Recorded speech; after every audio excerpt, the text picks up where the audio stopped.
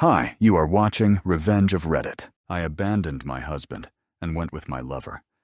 But now I realize the kind of man I lost. I'm going to get him back, because in love, the one who fights is the one who wins. I'm here to tell my experience, not so that people side with me, but so that other women can see this as a warning. If you are thinking about separating for reasons like mine, think twice.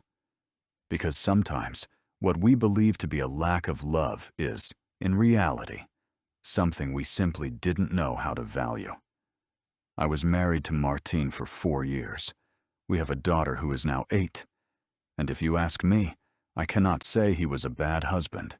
He never yelled at me. He was never unfaithful. He never abandoned me in difficult moments. He was always a good father and a good provider. But I felt that something was missing. Martine is a doctor. And yes, I know what you're probably thinking. How lucky, married to a doctor, stable, responsible, educated. But the truth is, he never made me feel desired. He was the passive type, calm, always serene, as if nothing could ever disturb him. Sometimes I felt he lived more for his patients than for us. He would come home exhausted, barely eat dinner, and then fall asleep on the couch. And that frustrated me. I wanted someone who made me feel alive, who lit up for me, who argued, who got jealous, who reacted. Not that even-tempered man who, even if we argued, always tried to lower the tone of everything. He made me feel invisible. I am not justifying anything. But I think that is what led me to what I did. I let myself be swept away by someone I met at a work event. Carlos. I don't even want to say he was my lover, because now we are in a formal relationship. But yes, at that moment it was betrayal. Carlos was the complete opposite of Martine. Impulsive, effusive, passionate. He told me things I hadn't heard in years. It was clear he desired me. And though I know it sounds frivolous, that trapped me. He made me feel like a woman again, not just a wife or a mother. When Martine discovered the infidelity, his reaction was strange, at least to me. He didn't yell. He didn't break anything. He didn't demand explanations or try to convince me to stay. He simply looked at me with a mix of disappointment and weariness and said, "It's fine, I'm not going to keep you. I don't want this in my life." That broke me more than if he had insulted me. I left home with the sensation that he didn't care, that I wasn't even worth fighting for, and that hurt. Because I believed that if someone really loves you, they fight to keep you by their side.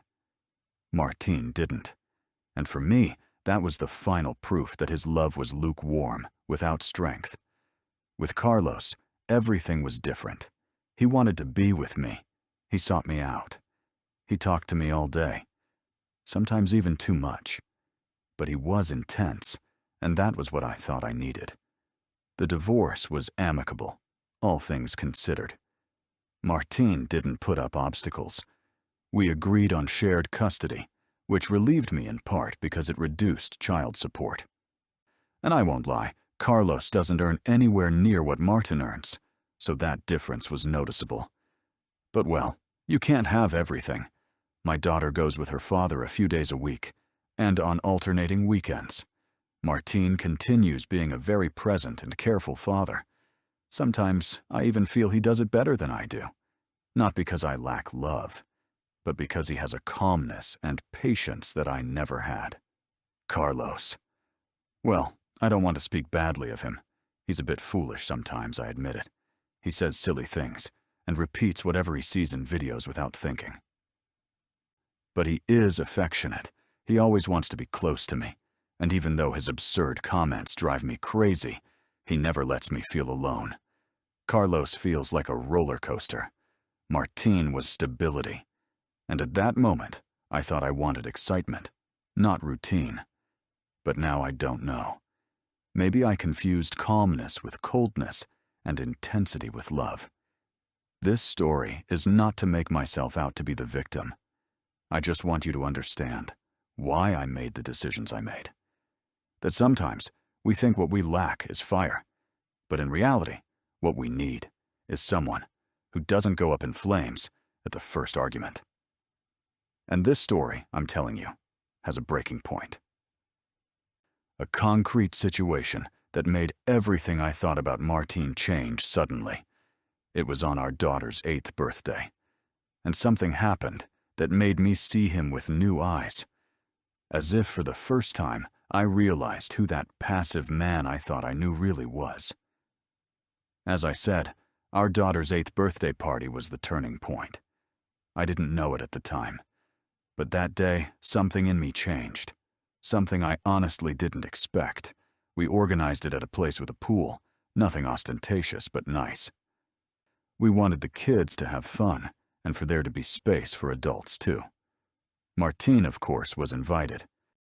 We always tried to maintain a good relationship for the sake of our daughter, though until then, our interactions were brief, practical, without emotion. He greeted politely, stayed for a while, then left. I told myself it was better that way. Carlos was also there, of course. He wanted to handle some things, bouncy castles, music, those ideas of his that sometimes seem more like ways to get attention than to really help. But I let him do it. Everything was going well until it happened. We were near the barbecue area when we heard a scream. At first, I thought a child had fallen or someone had dropped something. But no, it was the father of one of the children, a man in his 40s. Suddenly, he started convulsing. His body shook violently. He fell to the ground, hitting it with his back. His eyes rolled back. It was horrible. There was a second of total panic. Everyone screamed, backed away, grabbed their children. No one knew what to do. Some were looking for their phones to call emergency services, but didn't even know how to explain it properly. I myself froze. I stood there stiff, not knowing whether to run, cry, or do something. Carlos was next to me and only said things like, "Hold him down, he's going to hit his head." And then Martine appeared. It was as if the air was cut for an instant. I saw him walk quickly, but without running, serious, focused. He crouched next to the man, turned him carefully, held his head with something he had at hand, and began giving clear orders. "It's a seizure. Please, move the children away." His voice was strong, without shouting, authoritative, trustworthy. Everyone obeyed immediately. It was as if a version of him I had never known, or worse, never wanted to see, had suddenly been activated. He stayed attentive to the patient, keeping him safe. I didn't fully understand what he was doing, but it all seemed to have purpose. He spoke to the man in case he could hear, checked his reflexes, asked someone to call emergency services, all while maintaining total control.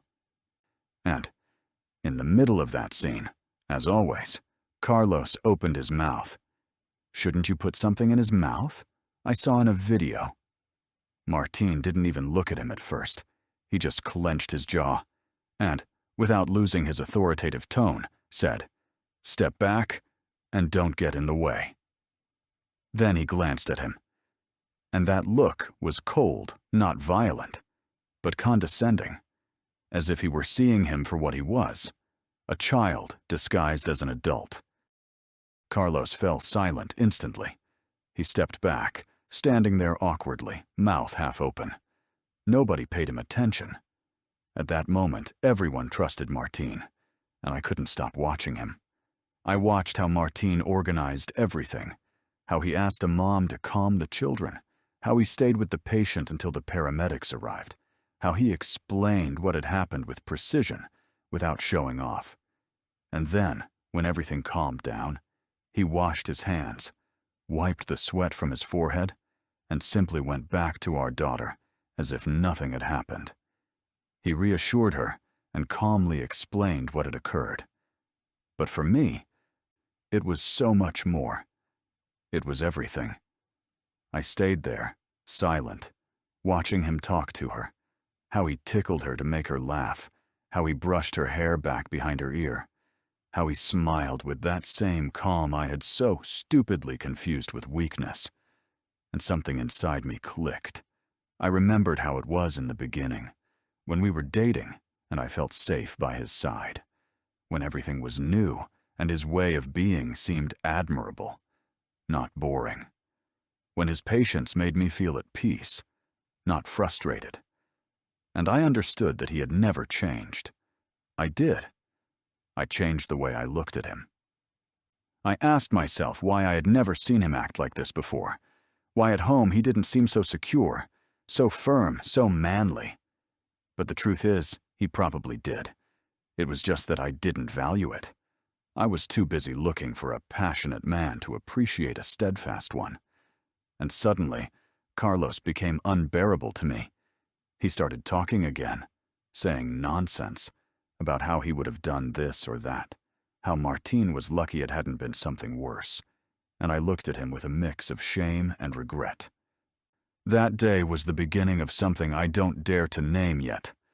I won't say I fell in love again, but I can say I stopped hating him, and that was already a lot. I started to wonder if I had lost something that was truly valuable, if I had been carried away by a fantasy while despising the most solid reality I ever had. Martine wasn't passive. He was strong in a different way, a quiet way, but real. And I discovered it too late. Or at least that's what I thought. After what happened at the party, something in me changed. And it wasn't a simple whim. It was as if my eyes had opened for the first time in years. The next times I saw Martine, I couldn't help but notice things that before had seemed ordinary. How he interacted with our daughter, how he listened to her attentively, how he bent down to her height to speak to her, how he gave her time even when exhausted from work. It was that kind of silent but constant affection, that love that doesn't need to be announced, that simply makes itself present. I looked at Carlos, and, in contrast, he became more and more absurd to me. His empty promises, his constant need for approval, his way of trying to appear more than he was. And I wondered how I hadn't noticed it before. How I had been so blind. Martine, on the other hand, didn't need to impress anyone. He was simply himself. Steady, calm, secure. I didn't expect to feel attracted to my ex-husband again. But that's what happened. Something reawakened in me. A kind of nostalgia turned into desire. I began to look for excuses to send him messages about our daughter's school, a lost backpack, whether he could pick her up an hour later because I had a problem. Little things. Small doors I left open, hoping he would walk through them. Sometimes he replied kindly, sometimes just with an okay, but never more than that. Never an extra question. Never an emoji. Nothing. Martine didn't seem interested, but I told myself, if I once made him fall in love, I could do it again. Maybe he needed time. Maybe he still felt something, even if he didn't want to admit it. The idea of staying with Carlos for the rest of my life started to feel unbearable. It's not that I hated him. He hasn't harmed me. But being with him became uncomfortable. I felt like we spoke different languages, that what we had was a disguise, a facade to cover what I didn't want to see, that I had made a mistake. Weeks went by like this. I kept sending signals. I got closer than necessary when we spoke in person. I looked into his eyes longer than usual. Once I even dared to touch his arm when I thanked him for something related to our daughter. And nothing. Not a single reaction. Not the slightest response. I grew tired. I couldn't keep waiting. So I decided to risk it all. One day, when he dropped our daughter off after her week with him, I stopped him before he left. My voice trembled, but I managed to say it. "Martine, can we talk for a moment?" He stayed at the door. He looked at me with that usual calm that no longer annoyed me, but hurt me inside. Is something wrong with my little one? No, it's something I want to tell you, I said. He paused briefly, as if weighing whether it was worth listening to me. Then he nodded. He came in, stayed standing against the wall without sitting down. Look, I began. I've been thinking about a lot of things. About us. About what we had. And I don't want to sound crazy, but I think I made a mistake. I think I made impulsive decisions. I think you did too. And maybe, if you think so too, we could give ourselves another chance. Silence. Martine looked at me with the same expression he gives a patient when listening to their symptoms. Attentive, but distant, as if he already knew the answer. I don't feel anything for you anymore, he said. His tone wasn't cruel. It was honest, brutally honest. But what if we tried? I pressed. I'm not asking you to come back right now, just to consider it. For our daughter, for what we had. He gently shook his head. No, I don't want a relationship with you. Not now. Not ever. I felt a knot in my chest, as if I had been crushed inside. And yet, I kept insisting. I heard myself saying things I never thought I'd say to a man. What if you gave me a second chance? I've really changed. I'm not the same person who hurt you. Martine crossed his arms. He held my gaze with a firmness I had never seen in him, but which now broke my soul. I'm not your backup plan, he said. Do what you want. Just don't hurt our daughter. That sentence was a blow. Not physical, but emotionally devastating. It hurt. Not because he said it like that, but because he didn't understand that I didn't want him as my backup plan. I just wanted him to know I realized I was wrong, and that I wanted to fix that mistake. That I wanted to try again from another place, with another mindset. He left, and I stayed there, with the door open, feeling like a part of me had closed forever. But I didn't give up. I even spoke to our daughter. I told her with the sweetest voice I could manage that if she ever talked to her dad, to tell him that Mommy was thinking a lot about him and that maybe we could be a family again. She got excited. Her little eyes lit up with happiness. She hugged me tight and said yes, that she would tell him. I felt guilty afterwards, but also hopeful. Maybe hearing that from our daughter would make him think. Maybe it would make him reconsider. But no, nothing changed. He kept behaving the same. Polite, responsible, present for our daughter, but completely closed to me. What else could I do? I cooked something one day when he came to pick her up. He thanked me, but didn't stay for dinner. I offered to deliver some papers by hand just to see him. He said he'd send someone to pick them up. I tried to drop by his work one day with a coffee. His assistant received it.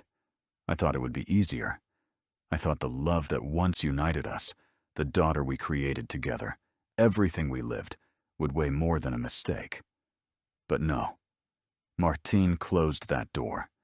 Maybe he closed it the very moment I left, and he never opened it again. I don't want to give up. In love, the one who fights is the one who wins, and I am willing to fight. Maybe this time it will take more effort. Maybe I'll have to show him with actions what I can no longer say with words. But I know what I lost, and I can't afford to lose it again. Martine is not the typical man who shouts, who slams tables, who cries in the rain. He is the kind of man who leaves in silence, but leaves you trembling with his absence. And now that absence has become unbearable. I will do whatever it takes, because I didn't give up when he didn't love me. How can I give up now that I know I love him? No, I didn't think I would be writing an update like this. But I guess when you open your heart, you also expose yourself to things going wrong. And honestly, things are going wrong for me. Carlos found out about everything. I don't know how he knew, whether it was something I said by mistake, a message I forgot to delete, Or maybe my daughter innocently mentioned something. But the truth is, he discovered I was trying to reconnect with Martine behind his back, and his reaction wasn't exactly the most mature. We argued. He exploded. He accused me of betraying him, of playing with his feelings. He said that if I wanted to get back with my ex so badly, then I should just leave. I tried to explain that things weren't that simple, that I was confused, that what we had was never truly solid, but it didn't matter. He ended up throwing me out of the house. Yes, just like that. At this age, after everything I've been through, I had to go back to my parents' house. I feel like a failed teenager. Embarrassing doesn't even begin to cover it. And to make things worse, my mother won't stop saying, "I told you so," and my father won't even look me in the eyes. As if that weren't enough, Carlos reported me. I don't want to go into detail yet because I filed my own complaint, but I can say he exaggerated everything that happened. He wants to paint me as manipulative, unstable. And the worst part is, some people believe him. They point fingers. They whisper. But what hurt me the most was what Martine did. Taking advantage of the fact that I now have no home of my own and no financial stability, he requested a modification of the custody agreement. He argued that it was for our daughter's well-being, that I didn't have a proper place to receive her, that all this conflict could harm her. And you know what? The judge agreed with him. Now Martine has custody priority, and I only have limited visitation. Is that fair? Is that what someone who claims to be a good father does? Take away a girl's bond with her mother just because I'm not at my best? To me, it feels like a stab in the back. But coming from him, with that cold, calculated manner of his, I can't say I'm surprised. He always does things like that. No scandal, no raised voice. But by the time you realize it, he's already destroyed you. I'm hurt. I feel betrayed by everyone. By Carlos, by my own parents, and by Martine, who used my downfall to push me even further down. Some people tell me to leave him alone, that it's clear he doesn't want anything to do with me. But I repeat it, and I will keep repeating it. In love, the one who fights is the one who wins. And I haven't finished fighting. I already lost him once because I didn't realize what I had. This time, I'm not going to let him slip away without doing everything in my power. If that makes me the villain, so be it. But I'd rather be the villain who fought for love than the coward who resigned herself.